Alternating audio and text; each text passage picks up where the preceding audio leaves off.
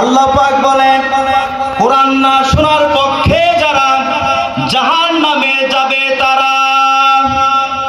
আমরা কোরআন শোনার পক্ষে না বিপক্ষে? আমরা কোরআন শোনার পক্ষে না বিপক্ষে? কোরআন শোনার পক্ষে কারা কারা? আল্লাহকে হাত দেখাই তারা তারা।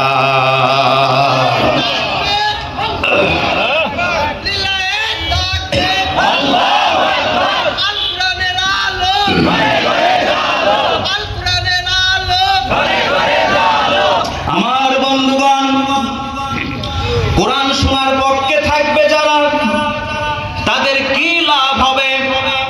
আল্লাহ পাক সে লাভের কথা বলে দিয়েছেন। সুবহানাল্লাহ। কারণ মানুষেরা লাভ বেশি বোঝে। কথা বলেন ঠিক না বেঠিক? আল্লাহ পাক বলেন বান্দারে কোরআন শুনলে কি লাভ হবে শোনো। ওয়াইদা কুরিআল কুরআনু ফাসতামিউ লাহু ওয়া আনসিতু লাআল্লাকুম তুরহামুন। যখন কোরআন তেলাওয়াত করা হবে, কোরআনের আলোচনা হবে, তোমরা চুপ থাকবে এবং মনোযোগ সহকারে শ্রবণ করবে। আমরা জিজ্ঞাসা করলাম, রব আল্লাহ তাআলা, কোরআন যদি আমরা তেলাওয়াত করি, কোরআন যদি আমরা শুনি, আমাদের ফায়দাটা কি হবে, লাভটা কি হবে? আল্লাহ পাক বলছেন লাআল্লাকুম তুরহামুন। আল্লাহ পাক বলেন কোরআন শুনলে আল্লাহ পাক তোমাদের উপরে সাকিনা নাজিল করবে, রহমত নাজিল করবে। সুবহানাল্লাহ বলেন। আল্লাহ পাক বলেন বান্দারে শুধু রহমত নাজিল করব না, ওয়ায়ুবাদদিলুল্লাহু সাইয়্যাতিহিম হাসানাত ওয়া কানাল্লাহু গফুরার রহিমা। আল্লাহ পাক বলেন কোরআন শুনলে আমি তোমাদের গুনাহগুলি মাফ করে দিব। খুশি না বেজার? সুবহানাল্লাহ জোরে বলবেন না? শুধু গুনাহ মাফ করব না, ইউবাদদিলুল্লাহু সাইয়্যাতিহিম হাসানাত। যতগুলি গুনাহ আছে সব গুনাহগুলি আমি রব্বুল আলামিন মাফ করে দিয়া সবগুলি তোমাদেরকে নেকিতে পরিণত করে দেব। ইউবাদদিলুল্লাহু সাইয়্যাতিহিম হাসানাত। আল্লাহ পাক বলছেন যাবতীয় গুনার পরিবর্তে আমি তোমাদেরকে নেকি দান করব। সুবহানাল্লাহ বলবেন না? আজকে সেই নেকি আমাদের হচ্ছে, গুনাহ মাফ হচ্ছে। সুবহানাল্লাহ। আমার বন্ধুগণ, সর্বশেষ কথা, আমরা যদি কোরআনকে বলি কোরআন বুঝলাম, কোরআনের ভিতরে কি আছে বেশি রিসার্চ করা যাবে না, গবেষণা করা যাবে না। কোরআন তুমি এক কথায় আমাদেরকে বলে দাও যে কোরআন তোমার ভিতরে কি আছে। কোরআন এক কথায় বলে দিচ্ছে বনি ইসরাইলের 82 নম্বর আয়াতে, ওয়া নুনাজ্জিলু মিনাল কুরআনি মা হুয়া শিফাউ ওয়া রাহমাতুল লিল ওয়া রাহমাতুল লিল মুমিনিন।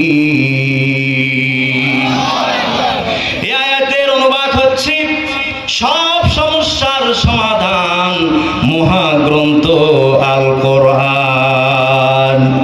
সব সমস্যার সমাধান দিতে পারে আল কোরআন।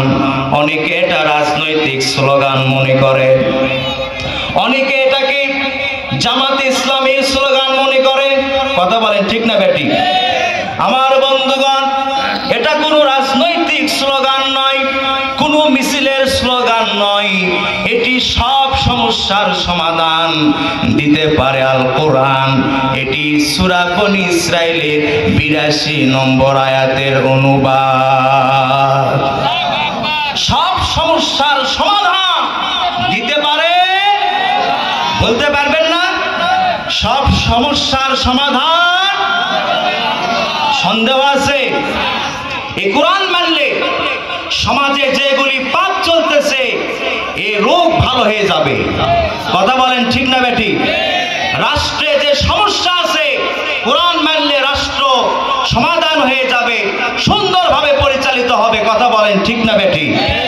আমার বন্ধুগণ, কিন্তু এই কোরআনের ভিতরে কি আছে এটা আমরা আজ পর্যন্ত জানলাম না, বুঝলাম না, বোঝার চেষ্টাও করলাম। কথা সত্য না মিথ্যা? তো একজন লোক শরীর খুব মোটা হয়ে যাচ্ছে, মন খারাপ করতেছেন আপনারা? শরীর খুব মোটা হয়ে যাচ্ছে, চিন্তা করলো এইভাবে শরীর যদি মোটা হয়ে যায় তাহলে আমি বিভিন্ন রোগে আক্রান্ত হয়ে যাব।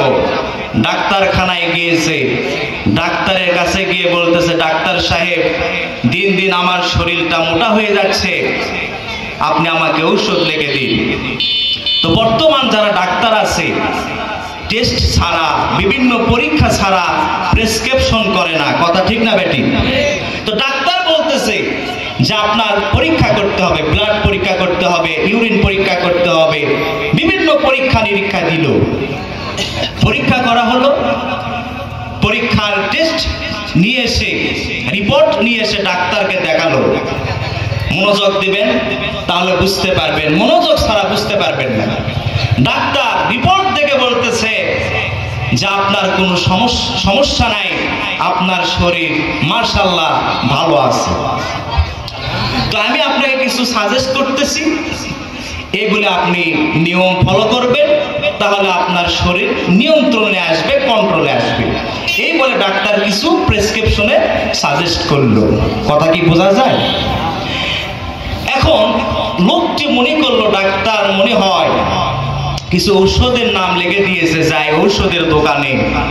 ঔষধের দোকানে গেল, গিয়া বলতেছে, ডাক্তার কি ঔষধ দিল, এগুলি আমাকে দাও। এখন ঔষধের দোকানদার প্রেসক্রিপশন দেখে বলতেছে, এই ঔষধগুলি আমার কাছে নাই। বলে পাবো কোথায়? বলছে এই ঔষধগুলি আপনি পাবেন রুটির দোকানে। কোন জায়গায় পাবে? রুটির দোকানে। লোকটা বলতেছে, আশ্চর্য কথা, আমি গেলাম ডাক্তারের কাছে, কত টাকা খরচ করে পরীক্ষা নিরীক্ষা করলাম, আর এই লোক বলে রুটির দোকানে আমার এই ঔষধগুলি আছে। ভাই আপনি আমাকে বুঝাইয়া দেন প্রেসক্রিপশনে কি লেখা আছে। তখন ওই দোকানদার বলতেছে, ভাই এই প্রেসক্রিপশনে লেখা আছে সকালবেলা 2 পিস রুটি, দুপুর বেলা 2টা রুটি, রাতের বেলাও 2টা রুটি। সুতরাং আপনি রুটির দোকানে যান, আমার এই ঔষধের দোকানে আপনার কোনো ঔষধ নেওয়ার প্রয়োজন নেই। তখন এই লোকটা চিন্তা করলো, সর্বনাশ, মানুষ মাত্রই ভুল, ডাক্তার মনে হয় ঔষধ লিখতে ভুলে গিয়েছে, যাই আবার ডাক্তারখানায়। লোকটা চলে গেল ডাক্তারখানায়, শুনতেছেন? যাওয়ার পরে বলতেছে, ডাক্তার সাহেব আপনি মনে হয় ভুলে গিয়েছেন, কোন ঔষধ তো আপনি প্রেসক্রিপশনে লেখেন নাই, এজন্য আবারও আসলাম। তো ডাক্তার সাহেব হাসি দিয়ে বলতেছে, শোনেন, আপনার যে রোগ আমি যা লিখে দিয়েছি, সকাল দুপুর রাত্রে 2টা করে রুটি খাবেন, তাহলে আপনার শরীরটা কন্ট্রোলে আসবে, কোন ওষুধ খাওয়ার আপনার প্রয়োজন নাই। এখন এই লোকটা কি বলতেছে শোনেন, লোকটা বলতেছে, ডাক্তার সাহেব সকালবেলা, দুপুরবেলা, রাতের বেলা 2 পিস করে আমি রুটি খাবো, কিন্তু এটা ভাত খাওয়ার আগে না পরে? কথা বোঝেন নাই মনে হয়? ভাত খাওয়ার আগে খাবো না ভাত খাওয়ার পরে রুটি 2টা করে খাবো? আপনারা বলেন, রোগী কি প্রেসক্রিপশন বুঝেছে? কথা বলতে হবে, বুঝেছে? রোগী প্রেসক্রিপশন বোঝে নাই। অনুরূপ ভাবে আমরা মুসলমান, এই কোরআনে আল্লাহ পাক কি মেসেজ দিয়েছে আমরা বুঝি নাই, এই জন্য মানুষের তৈরি করা দল মতের দিকে আমরা ছুটতেছি। কথা বলেন ঠিক কিনা? যার কারণে আমাদের সমাজে, পরিবারে, রাষ্ট্রে, আন্তর্জাতিক মহলে অশান্তি আর অশান্তি। কথা বলেন ঠিক না সত্য? ঠিক কিনা বলেন? আমার বন্ধুগণ, আর কোনো কথা বলবো না। যে আয়াত আমি তেলাওয়াত করেছি এই আয়াত তেলাওয়াত করে ঘটনার দিকে যাব। আল্লাহ পাক বললেন ওয়ালা তাহসাবান্নাল্লাযীনা কুতিলু ফি সাবিলিল্লাহি আমওয়াতা বাল আহইয়াউন ইনদা রাব্বিহিম ইউরযাকুন।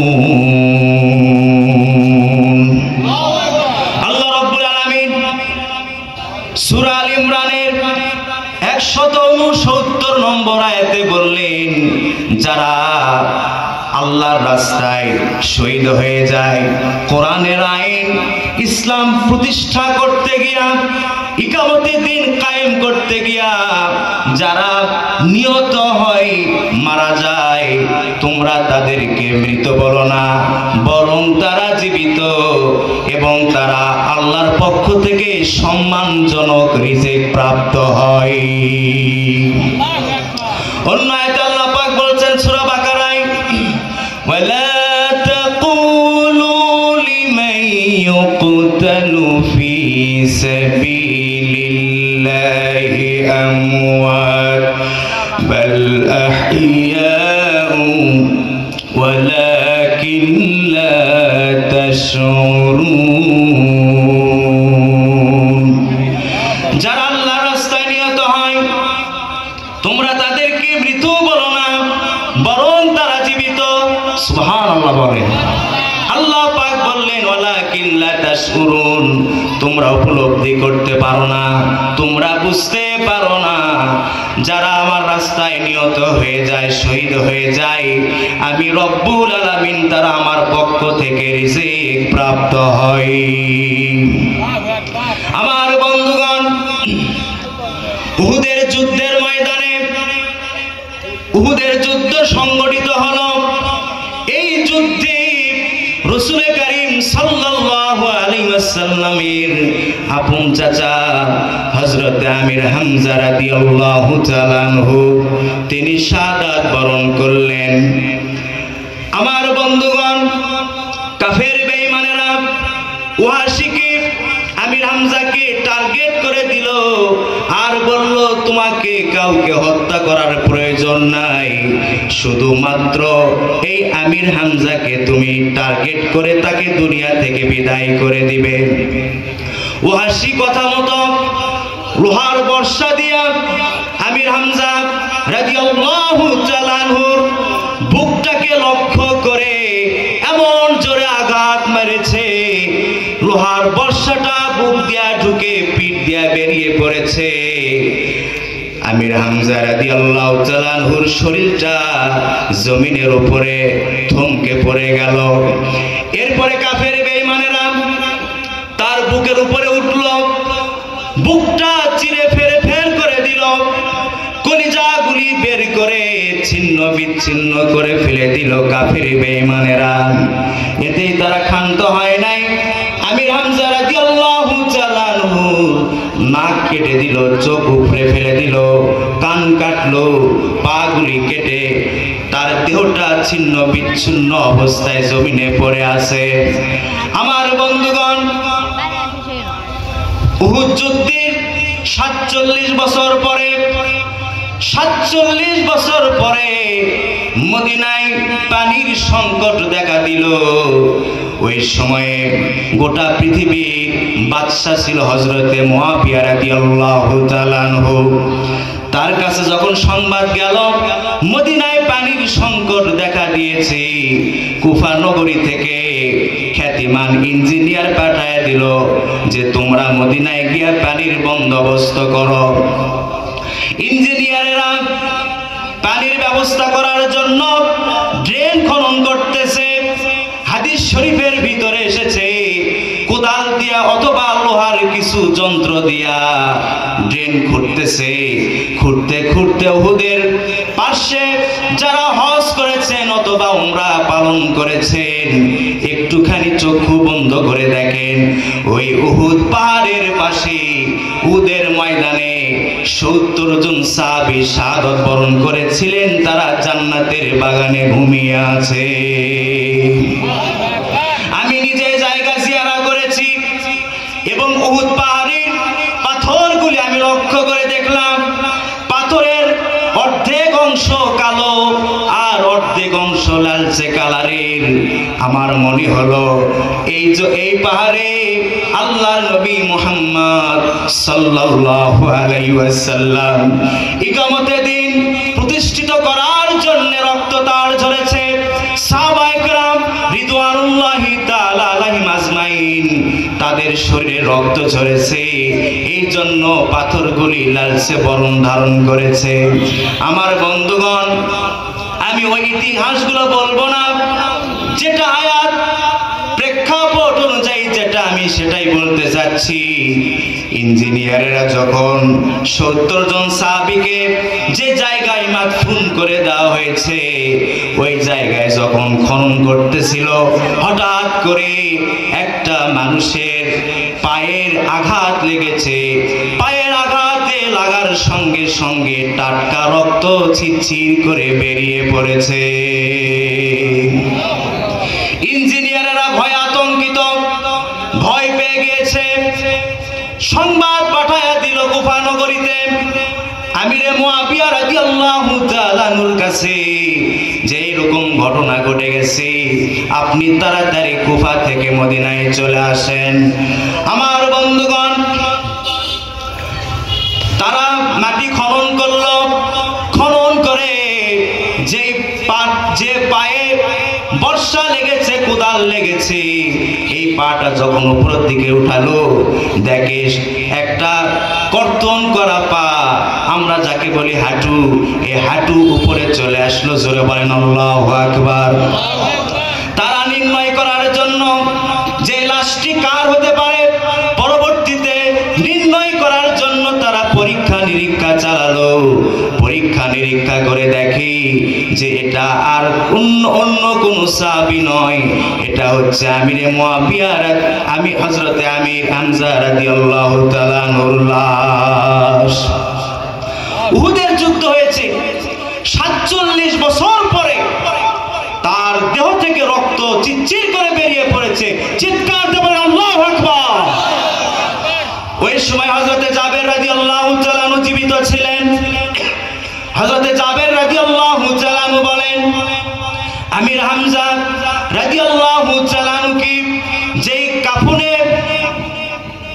যে কাফন পেশায়া মাদফুন করে দেওয়া হয়েছিল, ওই কাফন ওই রকমই ছিল। জোরে বলেন আল্লাহু আকবার। বাকি অংশে ইস্কির নামক ঘাস তার শরীর উপর দিয়ে তাকে মাদফুন করে দেওয়া হয়েছিল, ওই ঘাসগুলো তখনও জীবিত ছিল। জোরে বলেন সুবহানাল্লাহ। তার পাশে একই কবরে হযরত আব্দুল্লাহ ইবনে জাহাশ রাদিয়াল্লাহু তাআলা আনহুকে মাদফুন করে রাখা হয়েছিল। তাকেও যখন উত্তোলন করা হলো, দেখি আব্দুল্লাহ ইবনে জাহাশ রাদিয়াল্লাহু তাআলা আনহু আমার দিকে দেখেন, গালে এইভাবে হাত দিয়া তিনি ঘুমিয়ে আছেন। সুবহানাল্লাহ বলেন। হযরত জাবের রাদিয়াল্লাহু তাআলা আনহু বলেন, আমি আমার পিতা আব্দুল্লাহকে উপরে উঠায়া নিয়া তার হাতটা যখন গাল থেকে আমি সরাইয়া দিলাম, সঙ্গে সঙ্গে রক্ত বের হতে লাগলো। উহুদের যুদ্ধের সময় আব্দুল্লাহ ইবনে জাহাশের এই গালে একটা বিষাক্ত তীর লেগেছিল। ওই যে ঘুমিয়ে আছে, কবরের ভিতরে ঘুমিয়ে আছে, রক্ত যেন বের না হয়, এই জন্য হযরত আব্দুল্লাহ ইবনে জাহাশ তার হাতটা এখানে রেখে দিয়েছিল।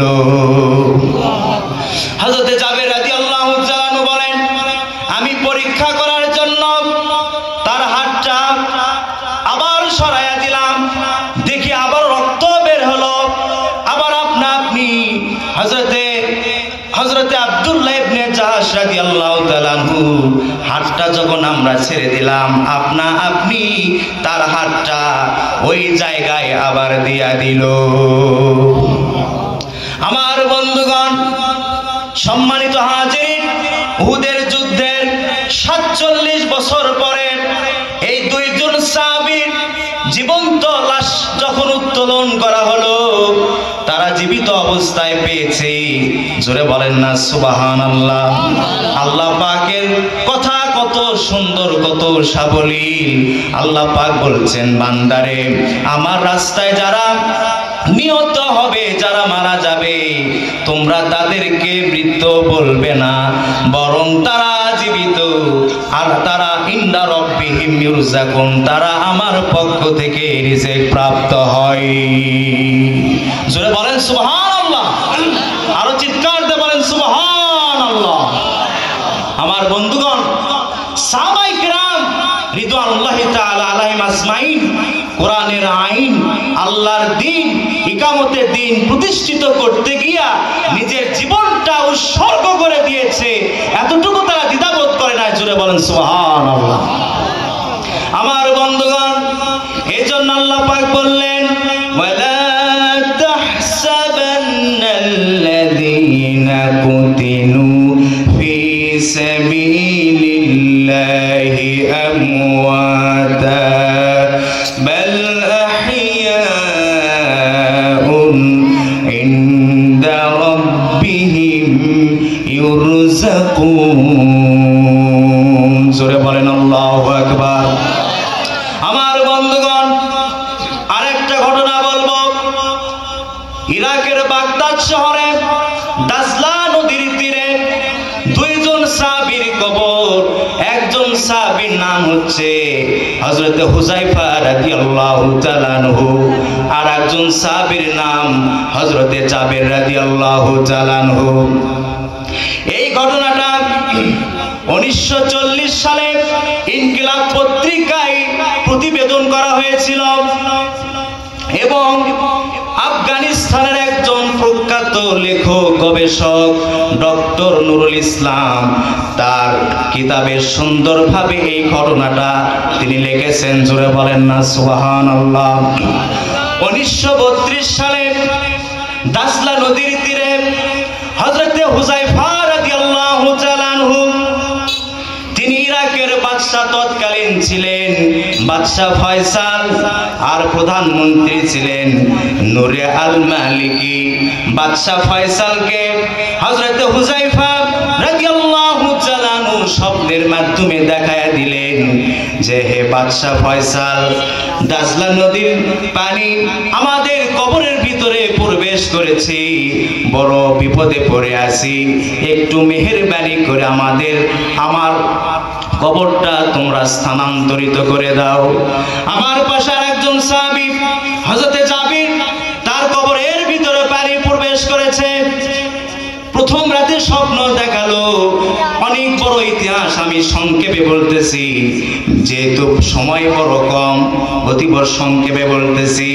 আমার বন্ধুগণ, প্রথম রজনীতে বাদশাহ ফয়সালকে স্বপ্নে দেখানো হলো, কিন্তু বাদশাহ ফয়সাল দুনিয়াবি কাজের জন্য স্বপ্নের কথা ভুলে গেল। দ্বিতীয় রজনীতে আবার তাকে স্বপ্নে দেখানো হলো, বড় বিপদে আছি, উদ্ধার করো। দ্বিতীয় রজনীর স্বপ্নেও তিনি দুনিয়ার কাজে ব্যস্ততা থাকার কারণে ভুলে গেল। তৃতীয় রাত্রে একই স্বপ্ন তাকে আবারও দেখানো হলো, কিন্তু এই স্বপ্ন তিনি ভুলে গেল। ওই সময় একজন গ্রান্ড মুফতি ছিল। তৃতীয় রজনীতে গ্রান্ড মুফতিকে স্বপ্নের মাধ্যমে দেখালো যে, হে মুফতি সাহেব, আমি তোমাদের বাদশা ফয়সালকে 3 রাত্রি স্বপ্নের মাধ্যমে আমাদের কবরটা দেখায় দিয়েছি, কিন্তু সে কোনো গুরুত্ব দিল না, আমলে নিল না। তুমি বাদশাকে বলে তাড়াতাড়ি ব্যবস্থা করো, বড় বিপদের ভিতরে, কবরের ভিতরে আছি। আমার বন্ধুগণ, পরের দিন সকালবেলা ফজরের নামাজ আদায় করে এই গ্রান্ড মুফতি প্রধানমন্ত্রী নূরে আল মালিকের কাছে গেল। গিয়া স্বপ্নের কথা বলার সাথে সাথে প্রধানমন্ত্রী বলতেছে, বাদশাকে তাড়াতাড়ি জানাতে হবে। বাদশার কাছে গিয়া যখন স্বপ্নের কথা বলল, বাদশা সিংহাসন থেকে চট করে দাঁড়িয়ে বলতেছে, মুফতি সাহেব, এই স্বপ্ন আমাকে 3 রাত্রি রাসূলুল্লাহর সাহাবী হযরত হুযায়ফা রাদিয়াল্লাহু তাআলা আমাকে দেখায় গেছেন, দুনিয়াবি কাজের কারণে, ব্যস্ততার কারণে আমি ভুলে গিয়েছি। তাড়াতাড়ি একটা ব্যবস্থা করা লাগবে। মুফতি সাহেব আপনি ফতোয়া জারি করে দিন। মুফতি সাহেব ফতোয়া জারি করে দিল যে হ্যাঁ, কবর স্থানান্তরিত করা জায়েজ আছে। জোরে বলেন মারহাবা। আমার বন্ধুগণ, সম্মানিত হাজিরিন, শেষ সময়ে একটা ক্রেন নিয়ে আসা হলো। এই ক্রেন নিয়ে হযরত হুযায়ফা রাদিয়াল্লাহু তাআলা আনহুকে যখন কবর থেকে উঠায় নিয়ে আসলো, উঠায় নিয়ে আসার পরে হযরতে জাবের রাদিয়াল্লাহু তাআলা আনহু তাকেও কবর থেকে উঠানো হলো। গোটা পৃথিবীতে আলোড়ন সৃষ্টি হয়ে গেল। রাসূলুল্লাহর